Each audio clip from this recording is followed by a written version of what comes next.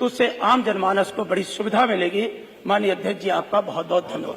बहुत बहुत माननीय अध्यक्ष जी माननीय। मैं 1 मिनट अपने आप माननीय, आपको तो अधिकार है। माननीय अध्यक्ष जी, हमारे अपने जनपद सिद्धार्थनगर में क्या नाम है? मेडिकल कॉलेज का निर्माण हुआ है। वहां की हालत यह है कि प्रिंसिपल साहब जो हो तो गुजरात से आए हैं। हमारे सूबे में कोई प्रिंसिपल मिला नहीं तो गुजरात से वहां रख दिए गए। उनका ध्यान दवाओं पर नहीं है और उसको चलाने पर नहीं है, केवल सामान खरीदने पर है और कमीशन खोरी पर है।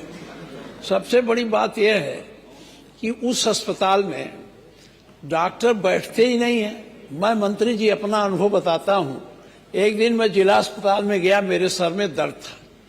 मैंने पर्चा बनवाया, पर्चा बनवा के लंबी लाइन लगी थी, मैं पीछे खड़ा हो गया।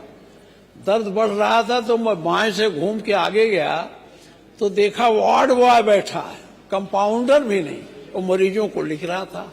तो हमने कहा भाई डॉक्टर साहब कहाँ हैं? कहा साहब वो चले गए। तो हमने कहा कहाँ चले गए? कि अब गए, वो नहीं आएंगे। तो हमने कहा कौन देखेगा? कहा साहब अब आप सोचे। तो मैं प्रिंसिपल पे पास गया। प्रिंसिपल साहब वहाँ अस्पताल में मेडिकल कॉलेज में थे ही नहीं, घर में बैठे थे। मैंने फिर टेलीफोन किया डीएम को, तो डीएम साहब ने टेलीफोन किया प्रिंसिपल को, तो प्रिंसिपल ने मुझे टेलीफोन किया कि वो डॉक्टर साहब बाथरूम गए थे। तो हमने कहा भाई जब बाथरूम गए थे तो उनको बताना चाहिए। मेरे कहने का मतलब है कोई डॉक्टर पूरे समय बैठता नहीं है, 12-1 बजे के बाद अपने कहीं क्लिनिक में चले जाते हैं। तो आप वहाँ एक सबसे बड़ी कमी है कि आपका बेहोशी का डॉक्टर नहीं, इस नाते कोई सर्जरी हो ही नहीं पाती है। तो और सब कुछ है, उसको आप उस पर ध्यान दे दें। एक ऐसा डॉक्टर वहां नियुक्त करा दें, ना करें तो कॉन्ट्रैक्ट पर कहीं कर लें, जो ऑपरेशन के समय आ जाए। हमको प्रिंसिपल ने बताया ऑपरेशन हो ही नहीं पा रहा। दूसरा एक सामुदायिक स्वास्थ्य केंद्र है। आपको आश्चर्य होगा, हमारा सामुदायिक स्वास्थ्य केंद्र 77 में स्वीकृत हुआ था। मैंने स्वीकृत कराया था, माननीय कौशिक जी मिनिस्टर थे। 2 सामुदायिक सेहत केंद्र उस समय पूरे प्रदेश में हुए थे। आज वो जर्जर स्थिति में है। बिल्डिंग बनाने का पैसा आपने दे दिया, लेकिन वो बिल्डिंग को गिराने का इतना ज्यादा रुपया आ गया है कि वो कॉन्ट्रैक्टर कोई ले ही नहीं रहा है कि उसको गिरावे, इसलिए वो पड़ा हुआ है। उसका मैंने आपको चिट्ठी भी लिखी थी, फिर से सर्वेक्षण कराकर वो दाम मूल्य कम कर दें। आपका बनाने का पैसा है वहाँ, ये नहीं कि आपको यहाँ से भेजना, केवल वही उसका मूल्यांकन करा लें जितना वो है, उसमें वो कॉन्ट्रैक्टर गिरा दे तो उससे अच्छा बिल्डिंग बन जाएगी। बहुत जर्जर हो चुका है, 77-78 का वो अस्पताल है। 2 मिनट में अपनी बात करूंगी। आपको बोलना था लेकिन नेता प्रतिपक्ष को मैं रोक नहीं सकता।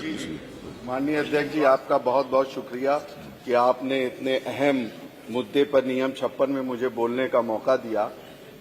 मैं अध्यक्ष जी आपका और सदन और खासतौर से मंत्री जी का ध्यान आकर्षित करना चाहता हूं कि जो हमारे पूरे प्रदेश के अंदर सीएचसी होती है, उसकी जो स्वास्थ्य नीति है IPHS, उसके द्वारा वहां पे नियुक्ति होनी चाहिए, कितने डॉक्टर्स, पैरा मेडिकल स्टाफ और तमाम सारी चीजों के। लेकिन अगर उत्तर प्रदेश के अंदर देख लिया जाए तो कोई भी CSC PSC पे उस मानक के आधार पे डॉक्टर नहीं है।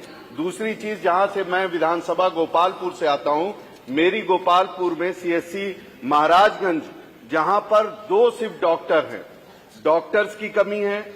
एक्सरे टेक्नीशियन है लेकिन एक्सरे मशीन वहां पर नहीं है।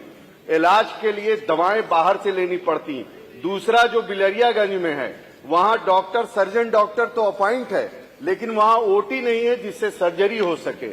साथ ही साथ सबसे अहम मुद्दे पे मैं आपका ध्यान लाना चाहता हूं कि हम लोग कैंसर, किडनी, इन तमाम बीमारियों के बारे में चर्चा करते रहते हैं, लेकिन एक बीमारी ये है कि लोगों को लकवा मार देता है। भारतवर्ष में हर 1 सेकंड पर 40 सेकंड में एक आदमी को लकवा मारता है और हर 4 मिनट पे एक लकवे से एक मौत होती है। हमें फक्र है कि माननीय अखिलेश यादव जी की सरकार में सभी जिला चिकित्सालयों में एक इंजेक्शन आता है एक्टेलाइज टीपीए, जो उपलब्ध कराया गया था गरीबों के लिए, जो 30 से 35 हजार की कीमत का।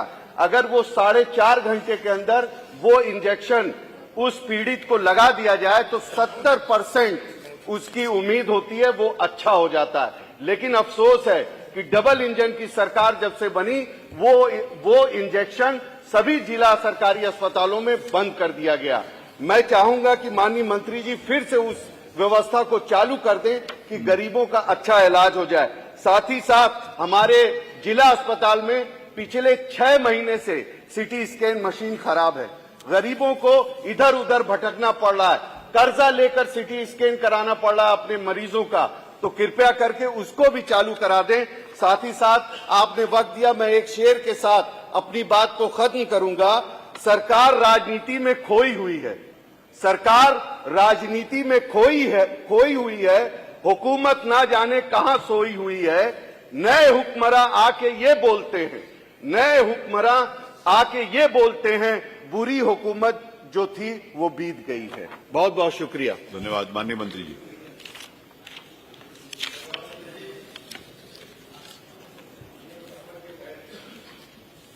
आदरणीय नेता विरोधी दल जी ने, आदरणीय कमाल जी ने,